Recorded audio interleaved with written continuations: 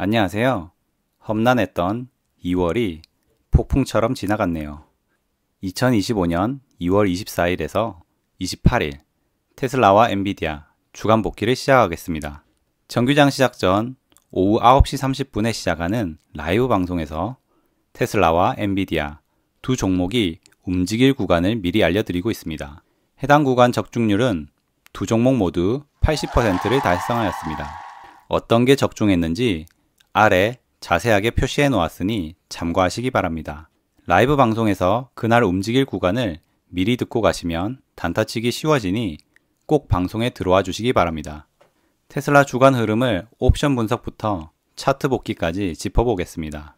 2월 24일 옵션 분석에서 335불을 기준점으로 잡고 320에서 350불 구간을 봤었습니다. 라이브 방송 때 332불을 지켜주고 345불까지 반등할 거라고 말씀드렸는데요. 정말 귀신같이 주가가 움직여 역대급 라이브 방송이 되기도 하였습니다. 2월 24일 차트를 보겠습니다.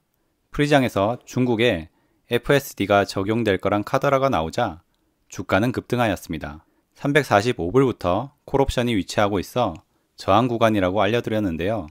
저항을 받고 살짝 내려오면서 정규장으로 돌입하였습니다. 장 시작 후 얼마 지나지 않아 마이크로소프트의 데이터 센터 전략 변경 소식에 위축되어 있던 시장은 반박 기사에도 매물이 출회되며 급락이 나왔습니다. 쌍바닥을 예상하는 투자자들도 많았을 테지만 세력들은 더 교묘하게 움직였습니다. 쌍바닥을 깨버리면서 공포감을 조성하며 개미털기에 나섰습니다. 325불 풋옵션 포지션까지 내려가서야 반등이 나왔지만 리비안과 루시드의 투자 의견 하향 소식에 기준선 335불 근처에서 지지부진한 움직임을 보이다가 다시 하락하면서 장을 마감하였습니다. 2월 25일 옵션 분석에서 330불을 기준점으로 잡고 310에서 350불 구간을 봤었습니다. 옵션 구간을 정석대로 잡았어야 했는데 하단 구간을 정함에 있어서 약간 안일했던 것 같습니다. 빨간색 구간으로 300불을 잡아놓긴 했지만 300불 근처 지지선을 못 보여드렸기 때문에 아쉬운 하루였습니다. 2월 25일 차트를 보겠습니다. 프리장에서 중국의 유사 FSD가 적용되었다는 소식이 나왔지만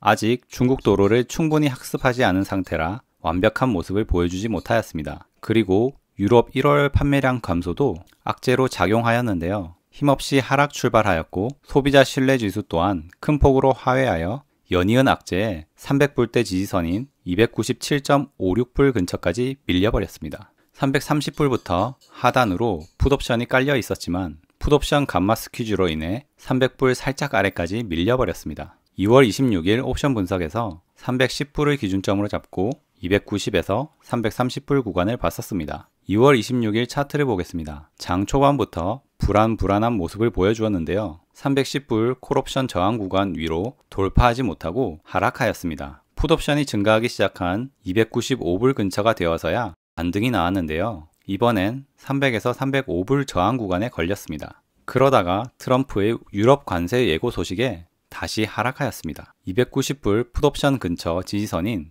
287.32불까지 밀리면서 장마감하였습니다. 2월 27일 옵션 분석에서 295불을 기준점으로 잡고 280에서 320불 구간을 봤었습니다. 2월 27일 차트를 보겠습니다. 프리장에서 악재들이 겹쳤습니다. 지표도 좋지 못하였고 트럼프가 4월에 시작하기로 했던 관세를 3월부터 적용한다고 하자 처음엔 약한 하락이었지만 변동성 폭이 커지기 시작했습니다. 295불 풋옵션이 처음엔 잘 지지해 주다가 300불 콜옵션 저항 구간을 뚫지 못하자 하락하였습니다. 풋옵션이 증가하기 시작한 280불에서 다행히 반등이 세게 나왔는데요. 이젠 295불도 넘지 못하는 움직임을 보여주다가 서서히 하락하였습니다. 중간에 캘리포니아에서 승차 공유 서비스 승인 소식이 들리자 다시 상승하였지만 290불 저항에 막혀 결국 하락 마감하였습니다. 2월 28일 옵션 분석에서 280불을 기준점으로 잡고 270에서 310불 구간을 봤었습니다.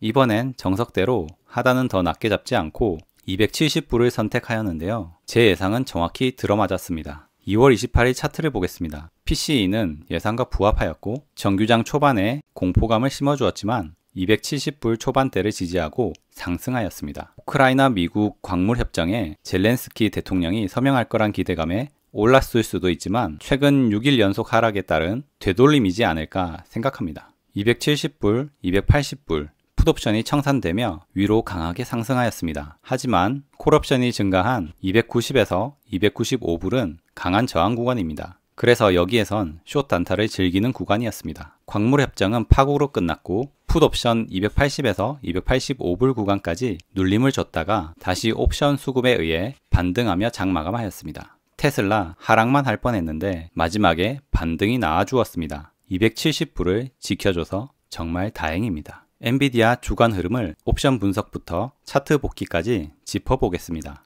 2월 24일 옵션 분석에서 135불을 기준점으로 잡고 128에서 140불 구간을 봤었습니다. 2월 24일 차트를 보겠습니다. 엔비디아의 우수 고객 중 하나였던 마이크로소프트가 데이터 센터 전략을 변경한다는 소식에 주간 첫날부터 급락이 나왔는데요. 콜옵션이 증가하기 시작했던 135불 그리고 138불 콜옵션 저항 구간을 뚫지 못하고 하락하였습니다. 이때부터 135불의 질긴 악연이 시작되었지 않았나 생각이 드는데요. 135불은 숏 맛집이 되었다고 할 수 있겠습니다. 130불 풋옵션이 단단하였기 때문에 반등이 나왔지만 기준선 135불 근처에선 지지부진한 모습을 보여주다가 130불까지 다시 밀리면서 장마감하였습니다. 2월 25일 옵션 분석에서 128불을 기준점으로 잡고 120에서 135불 구간을 봤었습니다. 2월 25일 차트를 보겠습니다. 트럼프의 관세 발언에 프리장에서 하락하였다가 131.96불까지 반등이 나온 상태였는데요. 정규장 시작 전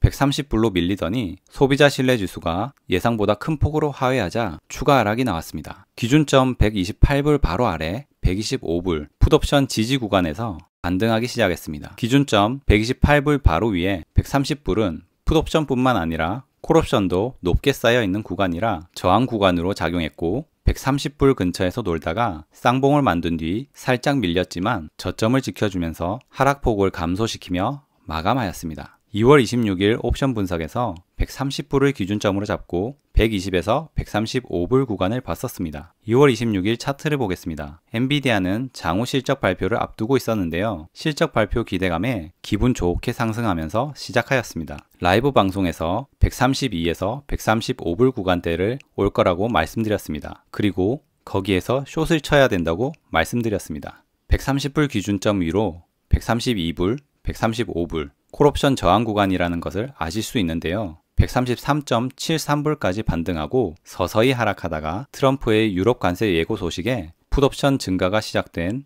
128불까지 하락하였습니다. 그리고 라이브 방송에서 135불에서 125불 숏 구간을 지속적으로 언급하였는데요. 장후 실적 발표 후 그런 움직임이 나왔었습니다. 엔비디아 흐름을 정확히 맞췄기에 2월 26일 라이브 방송 썸네일에 역대급이란 칭호를 붙여주었습니다.